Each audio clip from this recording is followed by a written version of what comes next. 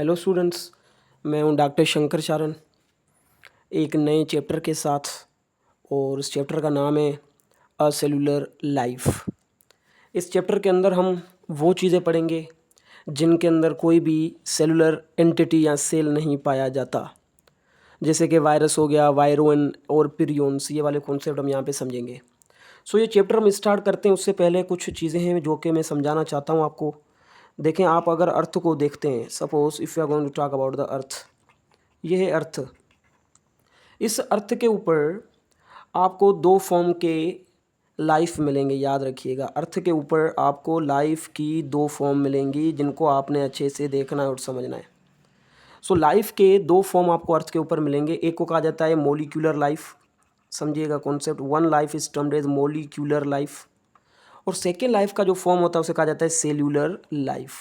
ठीक है, एक होता है मोलिक्यूलर लाइफ और एक होता है सेल्यूलर लाइफ।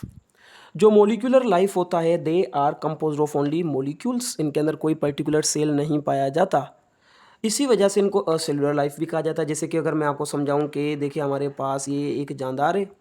इस जानदार के अंदर आपको ये वाला प्रोटीन का कोट मिल रहा है। जस्ट प्रोटीन से बनते हैं। मोलिकुलर लाइफ का मतलब पर्टिकुलर प्रोटीन्स या पर्टिकुलर लिपिड्स वगैरह से जो बनते हैं स्ट्रक्चर, उन्हें मोलिक्यूल्स कहा जाता है। बायोलॉजिकल मोलिक्यूल्स का हमने जो चैप्टर पढ़ा था। और बीच में मौजूद है इनका न्यूक्लिक एसिड। बीच में क्या मौजूद है? बीच में मौजूद है इनका न्यूक्लिक एसिड। तो आप अगर गौर से देखेंगे तो यहाँ पे आपको सिर्फ दो चीज़ें मिल रही हैं, एक प्रोटीन्स मिल रहे हैं, एक न्यूक्लिक एसिड मिल रहा है। कोई पर्टिकुलर सेल है ही नहीं।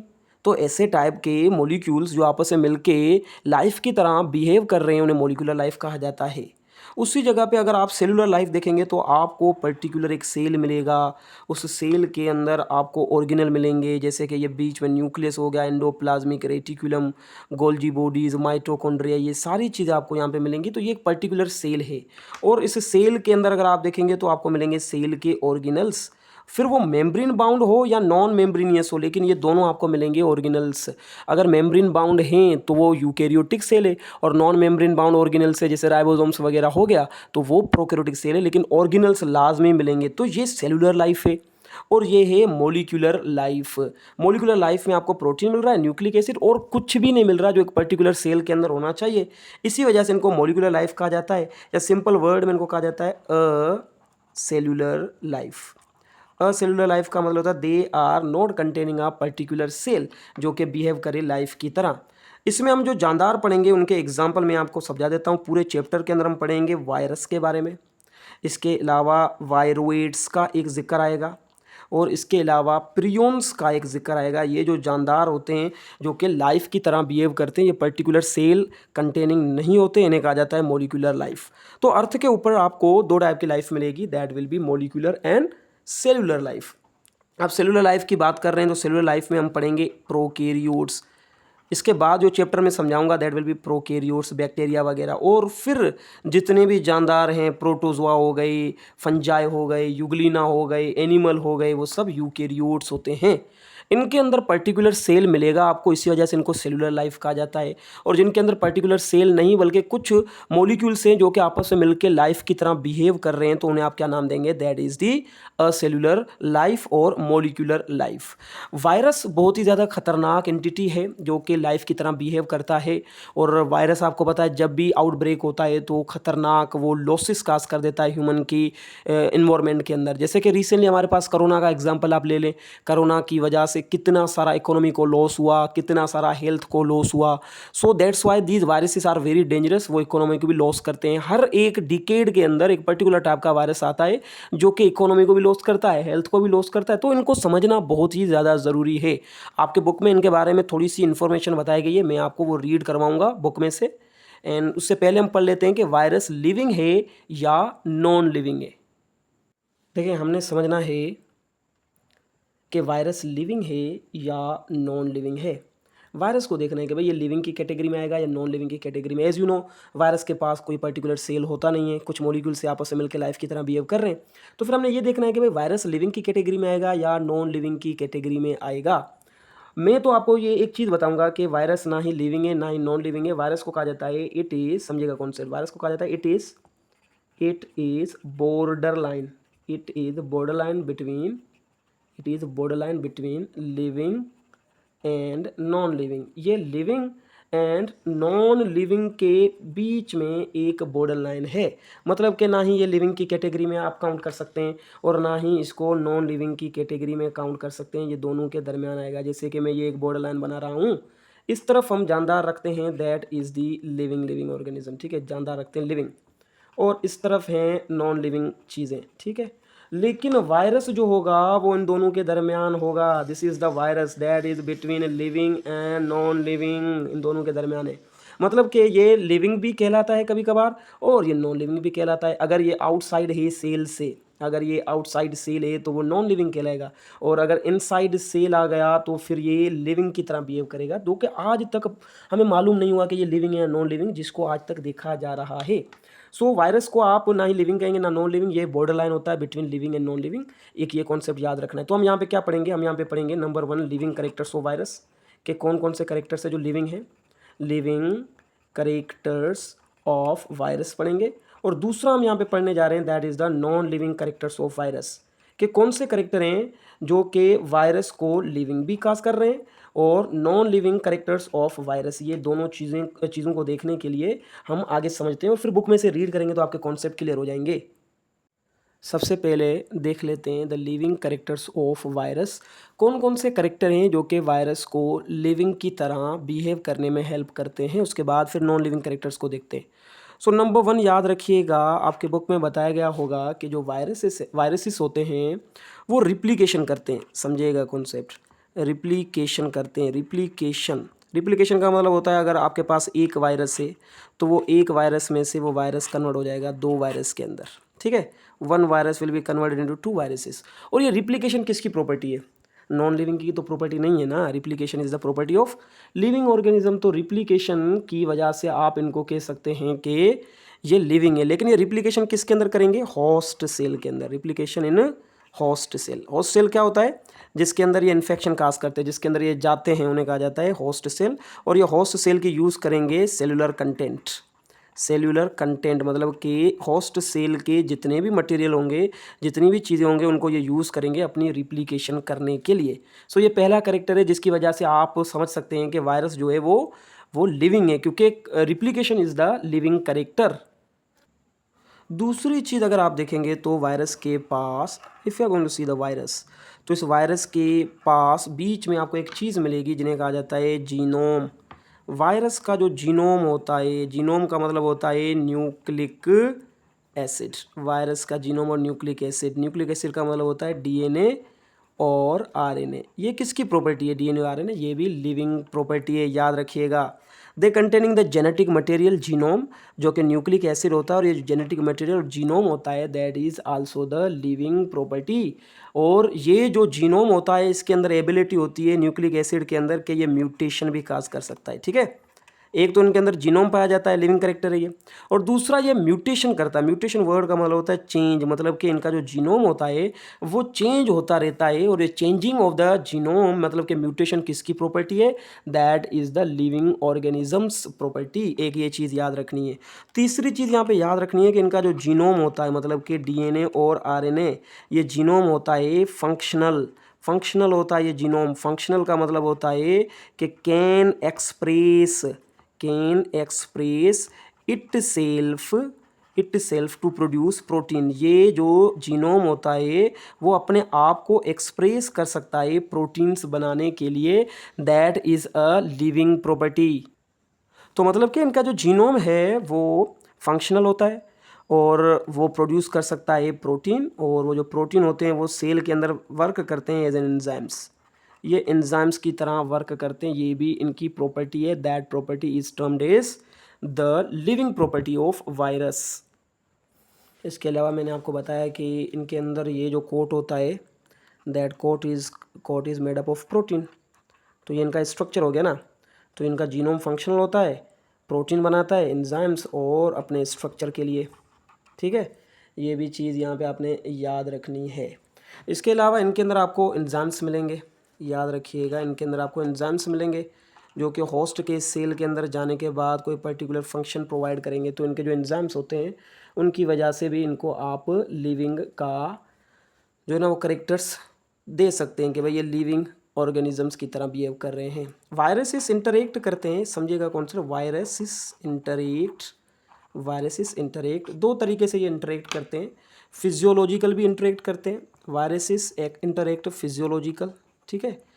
Okay, viruses interact physiologically and genetically.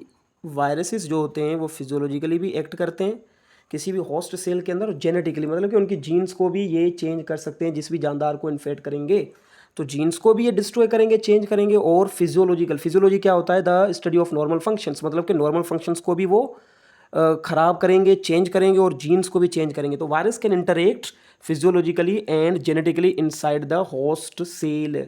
इसके अलावा एक और चीज़ याद रखिएगा आप, viruses are intracellular obligate parasite, ठीक है।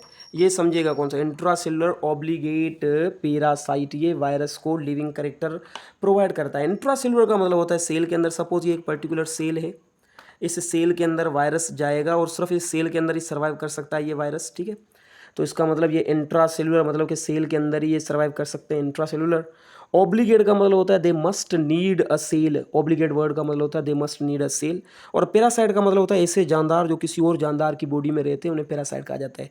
तो इसी वजह से वायरसेस को कहा जाता है इंट्रासेल्यूलर ऑब्लिगेट पैरासाइट्स, मतलब कि ऐसे जानदार जो सिर्फ और सिर्फ सेल के अंदर रह सकते हैं, इंट्रासेल्यूलर। ऑब्लिगेट का मतलब होता है दे ओनली रिक्वायर सेल, लाजमी चाहिए उन्हें सेल। और पैरासाइट का मतलब होता है ऐसे जानदार जो किसी और जानदार की बॉडी में रहते हैं। इसके अलावा एक और चीज़ याद रखिएगा, यूवी रेडिएशन जो होते हैं वो वायरस को हार्म करते हैं। यूवी रेडिएशन, यूवी मतलब ultraviolet radiations can harm virus. Viruses को हार्म करते हैं अल्ट्रा वायलेट रेडिएशंस। आप किसी भी लिविंग सेल को अल्ट्रा वायलेट रेडिएशंस प्रोवाइड करें वो डिस्ट्रॉय हो जाएगा, और वायरस भी यूवी रेडिएशन से डिस्ट्रॉय होता है। मतलब कि ये कनेक्शन है कि ये भी एक किस्म का लिविंग ऑर्गेनिज्म है, मतलब कि ये लिविंग की तरह बिहेव कर रहा है। तो रिप्लिकेशन, इसके अलावा इनके अंदर खुद का जीनोम होता है, डीएनए आरएनए, जिसके अंदर म्यूटेशन होती है। और इनका जीनोम फंक्शनल भी होता है, जो अपने प्रोटीन बनाता है, अपने स्ट्रक्चरल प्रोटीन, एंजाइम्स बनाता है। इनके अंदर एंजाइम्स होते हैं जो होस्ट के अंदर जाके इंटरेक्ट करते हैं, पर्टिकुलर रिएक्शन करते हैं। और वायरसेस इंटरेक्ट करता है जानदार के साथ, होस्ट के साथ, physiologically, genetically. Intra cellular obligate parasite है, ये यूवी रेडिएशन से ये डिस्ट्रॉय हो जाता है। ये कुछ लिविंग कैरेक्टर जो आपके बुक में बताए गए हैं। Non living characters of viruses की बात करें तो नंबर 1 में ये बताया गया है कि दे में become inactive for indefinite period of time। ये इनएक्टिव रहते हैं, याद रखिएगा। मैंने आपको बताया था ना, सेल के बाहर ये होते हैं तो ये इनएक्टिव होते हैं, सेल के अंदर होते हैं ये एक्टिव होते हैं। तो इसी वजह से इनको नॉन लिविंग कहा जाता है। बहुत अरसे तक ये इनएक्टिव रह सकते हैं for the indefinite period of time without replication.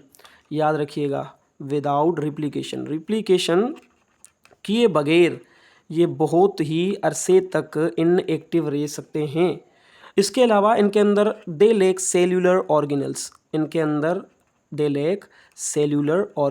इनके अंदर आपको कोई भी सेलुलर ऑर्गेनल्स नहीं मिलेंगे। Endoplasmic reticulum, mitochondria, Golgi bodies, ये कुछ भी नहीं मिलेगा इनके अंदर।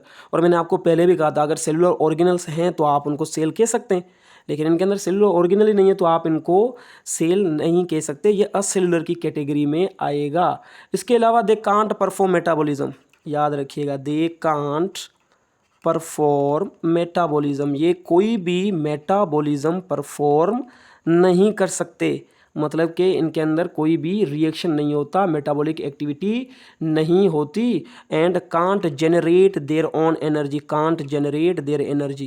ठीक है, कांट जनरेट एनर्जी और मेटाबॉलिज्म ये नहीं कर सकते। और इसी वजह से इसको नॉन लिविंग कहते हैं ना भाई। अगर ये लिविंग होता तो मेटाबॉलिज्म होती इनके अंदर, ये अपनी एनर्जी मॉलिक्यूल्स बना सकते थे, लेकिन ऐसा नहीं है। इनके अंदर ना ही मेटाबॉलिज्म होती है, ना ही they can generate their energy molecules. Energy rich जो मॉलिक्यूल्स होते हैं वो भी नहीं बना सकते, ग्लूकोज वगैरह, ये इनकी फॉर्मेशन नहीं होती इनके अंदर, ये भी याद रखिएगा।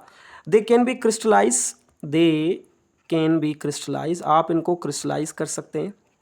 एंड स्टोर, आप इनको क्रिस्टलाइज करके स्टोर कर सकते हैं और ये वैसे के वैसे रहेंगे, इनके अंदर कोई भी चेंज नहीं आएगा। लेकिन आप किसी सेल को करें क्रिस्टलाइज, बोला किसी सेल को क्रिस्टलाइज करें, होगा नहीं होगा भाई सेल क्रिस्टलाइज। सो यही तो कॉन्सेप्ट, इसी वजह से इनको नॉन लिविंग कहा जाता है। और दे कांट परफॉर्म वाइटल एक्टिविटीज़, ये भी याद रखिएगा, कांट परफॉर्म वाइटल एक्टिविटीज़, ये कोई भी वाइटल एक्टिविटीज़ परफॉर्म नहीं कर सकते। अभी वाइटल एक्टिविटीज़ से क्या मुराद, मतलब कि ये रीस्पायरेशन नहीं कर सकेंगे, ये वाइटल एक्टिविटी है ना, रीस्पायरेशन इनके अंदर नहीं होती। एक्सक्रेशन जो होती है, एक्सक्रेशन किसी सेल में से ये भी नहीं कर सकते, ये मूवमेंट भी नहीं कर सकते, याद रखिएगा। तो ये वाइटल एक्टिविटीज है, ये परफॉर्म नहीं कर सकते। और याद रखिएगा लास्ट में ये बताया गया है कि they act as non living, number 1 concept याद रखिएगा, they act as non living. और इसके अलावा non reactive, non living, non reactive, particle outside host cell, particle outside host cell, host cell के बाहर, होस्ट सेल के बाहर ये जो वायरस होते हैं वो वायरस कैसे बिहेव करते हैं, non living and non reactive and inactive, ये बिहेव करते हैं आउटसाइड द होस्ट सेल। इसका मतलब ये इनके नॉन लिविंग करेक्टर। तो लिविंग करेक्टर मैंने आपको बता दिया, नॉन लिविंग करेक्टर समझा रहा था मैं आपको कि ये इनएक्टिव होते हैं with indefinite period of time without replication, cellular organelles नहीं होते इनके अंदर, मेटाबॉलिज्म नहीं करते, एनर्जी जनरेट नहीं करते और एनर्जी रिच मॉलिक्यूल्स भी नहीं बनाते। क्रिस्टलाइजेशन करते हैं हम इसको इनको क्रिस्टलाइज कर सकते हैं, स्टोर करके रख सकते हैं। और वाइटल एक्टिविटीज़ ये परफॉर्म नहीं कर सकते, रीस्पायरेशन एक्सक्रेशन मूवमेंट की तरह, नॉन लिविंग होते हैं, नॉन रिएक्टिव होते हैं सेल के बाहर। तो ये कुछ कॉन्सेप्ट हैं जो कि आपको अच्छे से समझ में आएंगे, बुक में से रीड करवाऊंगा। और that is about the living and non living characters of virus. देखिए हम रीड कर लेते हैं जो चीज़ें हमने पढ़ी लेक्चर के अंदर, उनको देखते हैं यहाँ पे बुक में। Evolution revealed that life originated on Earth at the level of variety of molecules like DNA and protein, which later on evolved into cellular life. Evolution को आप पढ़ेंगे ना तो आपको वहाँ पे पता चलेगा कि जो लाइफ ओरिजिनेट हुई थी अर्थ के ऊपर, तो वो पहले मॉलिक्यूल्स बने, डीएनए, प्रोटीन वगैरह, फिर वो आपस में इंटरेक्ट करके एक पर्टिकुलर सेल को फॉर्म कर दिया उन्होंने। In the beginning some structure emerged which lack intact cell और living entity without cell and called non cellular living things. शुरुआती में ऐसा हुआ कि जो जानदार थे वो पर्टिकुलर सेल कंटेनिंग नहीं थे, इंटेक्ट सेल कंटेनिंग नहीं थे, वो नॉन सेलुलर कहलाए और असेलुलर कहलाए गए वो, जैसे कि वायरस हो गया, प्रियंस हो गए, environments. Living things are categorized into 2 groups, first living entities or molecules and secondly the complete cell based organism, मतलब कि molecular life and cellular life. Viruses are a major threat to human health and countries economy, health और economy को ये नुकसान पहुंचाते हैं। Viruses like smallpox and influenza cause millions of death in different era. Recently due to corona world has suffered millions of death and massive decrease industrial production of different goods by the year 2022. बहुत सारा economy को नुकसान हुआ और बहुत सारा health को भी नुकसान हुआ। Many viruses also damage crops and livestock of economic importance. Crops को भी ये डैमेज करते हैं जिसकी वजह से यील्ड कम हो रही है, स्टारवेशन बढ़ रही है दुनिया के अंदर, और इसके अलावा लाइव स्टॉक को भी ये नुकसान पहुंचाते हैं जो कि इकोनॉमिकली बहुत ज़्यादा इंपॉर्टेंट है, जैसे कि चिकन वगैरह हो गया। उनको आपने देखा होगा ना, हम हमेशा एक सोशल मीडिया पे हर एक मंथ में एक नई खबर आ रही होती है कि भाई चिकन मत खाओ, उनको कोई बीमारी लग गई। वायरस आइदर लिविंग और non living, viruses characters of both living and non-living things, मतलब कि border line between living and non-living. A comparison of these characters are given below in clear understanding. living characters पढ़ लेते हैं virus के। Virus replicate like living organism by using host cell content, host cell के enzymes और उनकी machinery को use करते हैं ये अपने रिप्लिकेशन करने के लिए। they have their own nucleic acid, either DNA और RNA genome and undergo mutation, खुद का DNA RNA होता है, वो भी लिविंग करेक्टर है और ये म्यूटेशन विकास करता है। Viral genome determine its functionality and formation of important biomolecules of its own structural important, और इनका जो जीनोम होता है वो फंक्शनल होता है और वो कुछ पर्टिकुलर प्रोटीन बनाता है, बायोलॉजिकल मॉलिक्यूल्स बनाता है जो कि इनके स्ट्रक्चर के लिए ज़रूरी होते हैं। Viruses also contain some protein which work as an enzyme in host cell, कुछ प्रोटीन जो एंजाइम की तरह काम करते हैं। Virus interact genetically and physiologically within the host organism, they infect, जिस होस्ट ऑर्गेनिज्म को ये इन्फेक्ट करते हैं वहाँ पे ये जेनेटिकली और फिजियोलॉजिकली नुकसान काज करते हैं। Viruses are intracellular obligate parasite, intracellular का मतलब ये सेल के अंदर ही रह सकते हैं, ऑब्लिगेट का मतलब होता है they must need a cell, and parasite का मतलब ऐसे जानदार जो किसी और जानदार की बॉडी में रहे। Ultraviolet rays can harm viruses like other living cells, दूसरे लिविंग सेल्स को भी अल्ट्रावायलेट रेडिएशंस जो है ना वो डिस्ट्रॉय कर सकती हैं, तो इनको भी डिस्ट्रक्शन हो रही है भाई। Non-living characters of viruses may become inactive or for indefinite period of time without replication. ये इनएक्टिव रहते हैं without replication, they lack cellular organelles, they can't perform metabolism and generate energy molecule either, ना metabolism करते ना कोई energy generate करते, they can crystallize and store, इनको आप क्रिस्टलाइज भी कर सकते स्टोर भी कर सकते, they do not express vital activity like respiration excretion and movement, ये कभी भी एक्सप्रेस नहीं करेंगे, they act as non living non reactive particle outside the cell, cell के बाहर ये नॉन लिविंग रहते हैं और इनएक्टिव रहते हैं, नॉन रिएक्टिव रहते हैं। कॉन्सेप्ट क्लियर हुआ? So these are the living and non living characters in virus.